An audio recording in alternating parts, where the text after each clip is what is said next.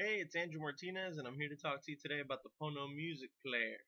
Sounds pretty weird, right? What is it? Well, the Pono is an MP3 player, but not just any MP3 player. Take a look at that price tag right there. It is $400.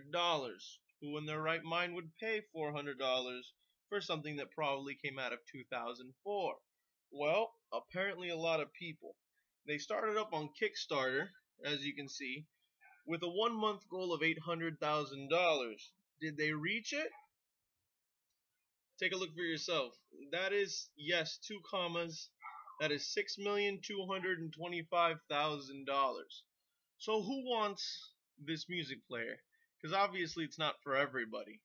And that's kind of the entire point. It's not meant to compete with the iPods and the iPhones and the smartphones and things like that.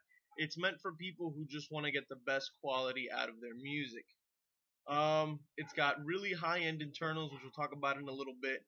And most importantly, this was created by one of the strongest forces in the music industry, Neil Young, who you may have heard of. He's been around for about 40 years making music. Now he's looking to bring it back to life, if you will. Um, Lately, there's been a movement for more music and portability and things like that, and that's understandable because that's what the future is. Things get smaller, things move with you, but we've lost a sense of music quality.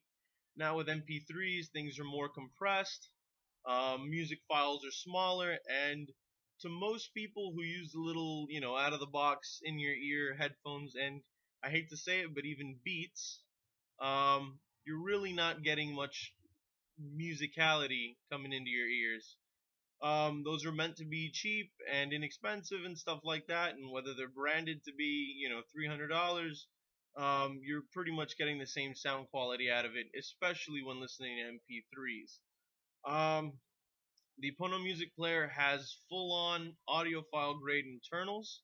It has a separate DAC made by Ars Technica, which is a very high-end speaker and audio equipment manufacturer over in London, as well as specific headphone amps and stuff like that. It actually has two separate ones to run two headphones at the same time, which you can go and get a little splitter for your iPhone over at Radio Shack, but this is a little different.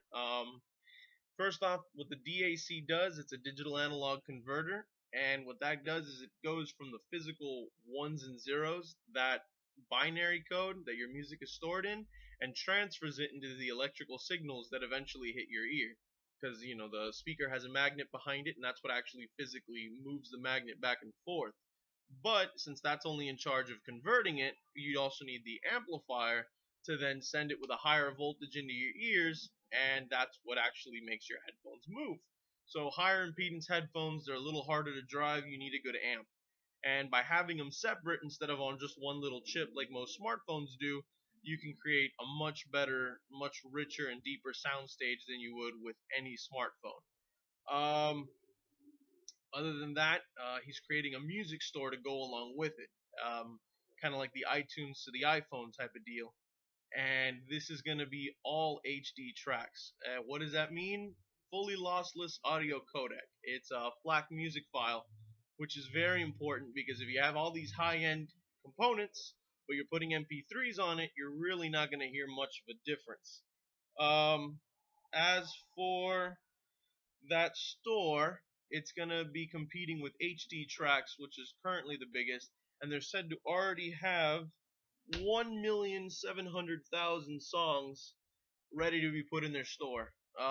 This product is set to be it's already gotten the first releases out earlier this month and in October, but if you're buying it now for the Christmas season, you're getting a certificate signed by Neil Young saying that you are in fact getting a Pono music player, and they're coming in the first quarter of next year, so January. The second headphone jack that's on the Pono music player is specifically meant to connect to your high-end sound system.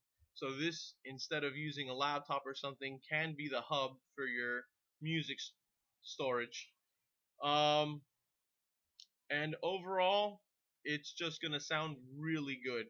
Like I said, the FLAC files are much larger than MP3, meaning they can store a lot more information. so you don't lose any of that quality, which is really important. So, like I said, you're paying a little extra premium, not so much in this case for um, being able to take it with you wherever you want and things like that, but it is still very portable, and you're getting a much higher quality internals. In fact, I've already pre-ordered mine. I'm waiting to get it in the mail. I'll let you know specifically about sound quality after that.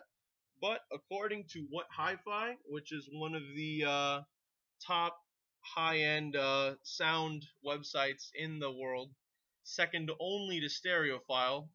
They're saying that the sound quality of this thing is, you got to hear it to believe it. So I'm looking forward to getting mine in the mail.